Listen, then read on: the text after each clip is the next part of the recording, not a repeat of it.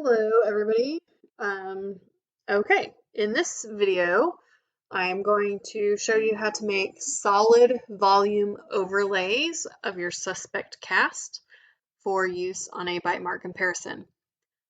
You've probably seen this disclaimer by now if you've watched some of the other videos that I am not teaching you how to do the bite mark comparison. I am simply teaching you the Photoshop steps that we use to create the overlay to do the comparison. So just for clarification's sake. Okay. And since in Photoshop, there's always multiple different ways to do something. So I'm going to show you the different ways that this can be done, and you will probably have a preference of which way you like to do. But I just wanted to do a video that showed kind of the different ways that I know how to do this. So that you've got a couple of options and you can kind of play around until you figure out which method you like. So this is going to be the first method, and this is going to be the method that was taught in the class, and that was taught to me when I learned. So that's what we're going to start with. So here we go.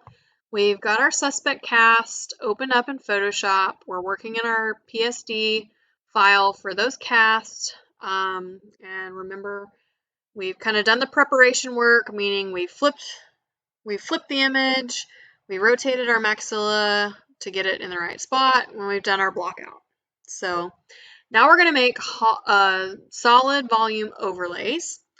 And what I'm going to do is I'm going to turn off the eyeball for my block out, because the way that we initially learned in the class is actually doing this from the background copy. So what we're going to do is we're going to duplicate the background copy. So we're going to say duplicate layer. We're going to name this H solid volume, meaning it's suspect H and this is the solid volume. Again, name this a name that makes sense to you so that you know what you're looking at. So, all right, we're going to do that, and that's what it's called, solid volume. Okay, the next thing that we're going to do is we're actually going to get rid of our background. And the way that we do that is we highlight our magic wand tool. I'm trying to hover and it's not doing that. But it's this little tool right here. It looks like a magic wand. You want to make sure that your magic wand is the one that's selected. And then what we're going to do is we're going to click on the background. So now that we've done that, you will notice that there are what we call marching ants around the cast and around the border of the picture. The next thing that you want to do is you want to hit the delete button. And again, this is one of those instances where it looks like it didn't do anything. However, if you notice over here in your solid volume, you turn the eyeball off your background copy, in our solid volume, we now have just the teeth. So we want to get rid of our marching ants. You can either hit Control D or you can go select deselect. So now that we have just our teeth, the way that we're going to kind of clean this up is we're going to come over here to our eraser tool. Again, make sure we've got our eraser tool. And you'll notice that our eraser tool is tiny. So just like with the brush tool, you can come up here and you can make your eraser bigger. And that's what I would recommend first, because we're kind of trying to get rid of a lot of information and get rid of it quickly. So you come in here and you're just going to erase all of the stuff that you don't want or need. So that is what we are doing.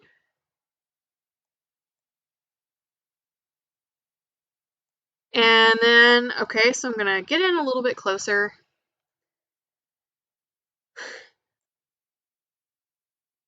And you would kind of just clean this up. You would take your eraser down to much, much smaller, and you would start kind of getting right up against those teeth. And you would basically keep doing this until you have your just the outline of your teeth. You don't really have too much gingiva hanging out. Again, I am doing this really quickly just so that we don't have a 20,000 minute video. Obviously, you would want to do this a little bit more carefully so that you're not taking away tooth information, but you get the idea. So you can clean this up as much as you want to. Some people get really, really, really small and do really, really fine cleanup work. I generally just try to get close to the teeth without making sure I'm taking away tooth information.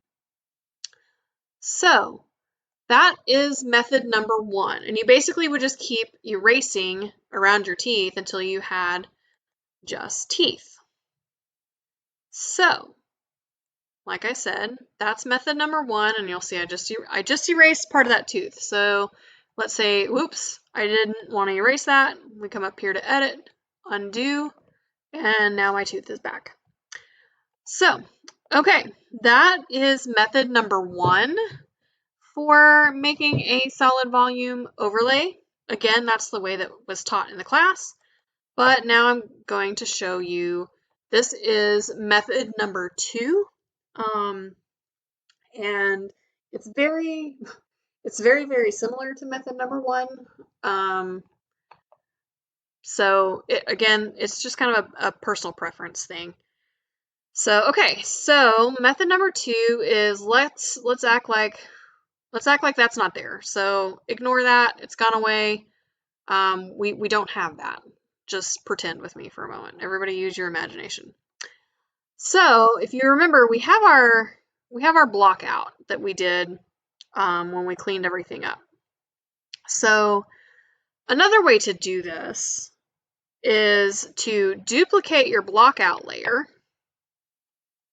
And now we're going to say H solid volume, and I'm going to name it 2 just because I don't think it'll let me name the same thing. So, okay, so we still have all this black background. That's fine. I'm okay with that. For me, it's easier for me to kind of see the white teeth against this black background than it is if I were looking at these teeth and trying to erase on that kind of checkerboard pattern.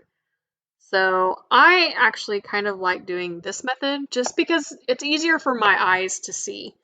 Again, it really just depends on what you prefer. So we want to make sure that this is the active layer. This is the layer that we're actually doing stuff to. And we're going to come back over here to our brush tool.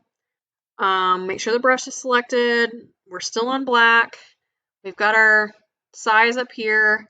It's probably a little bit big for what I want. And we're going to come in here and we're going to now we're going to really get close up to these teeth and kind of clean all this stuff up.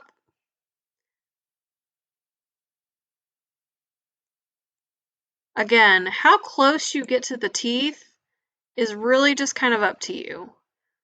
I don't start taking this thing down and really get nitpicky about embrasure spaces.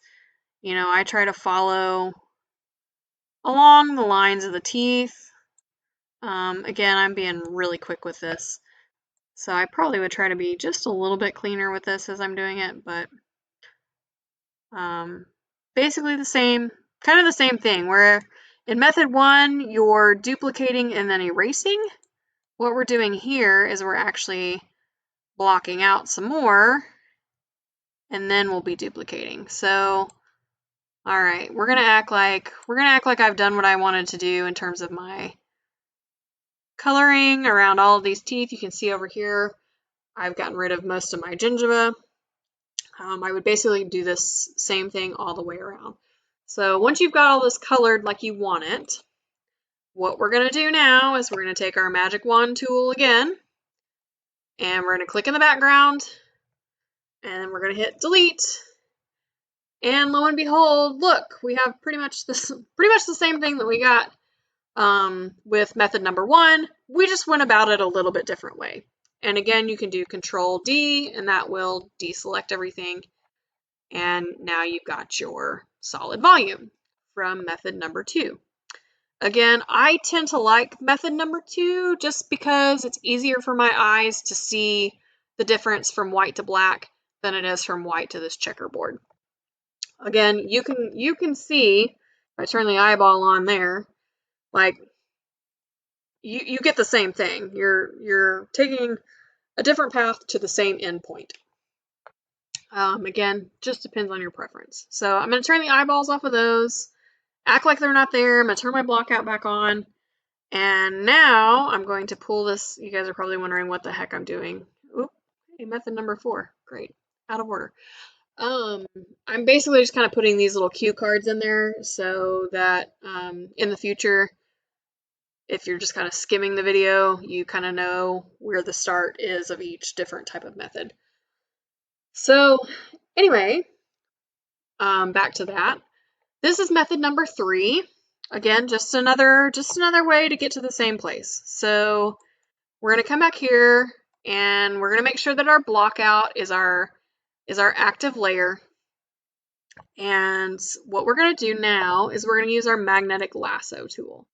So that's this guy right here. Again, you've got a couple of options, so you want to make sure that the magnetic lasso tool is selected. And what this does is you're going to click your left mouse button, and then it's picking up the black because this looks for differences in basically pixel. So this is not very clean. So let's start that over. So what you're going to do is you're going to click around a tooth, and then you're going to just kind of keep clicking around the teeth areas here.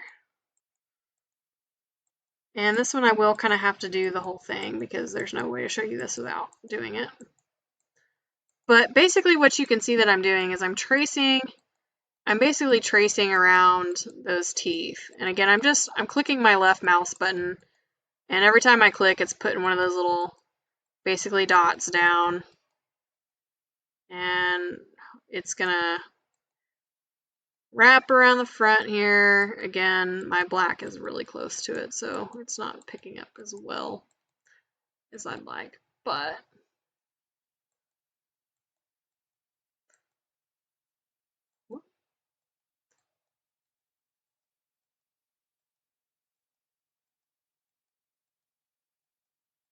and we're still tracing. Again, if I were doing this for real, I would be a little bit more careful with what I'm doing. But again, I'm trying to spare you guys a 40-minute video. So, all right, now once we get back over here to our first click, you want to double click and whoop.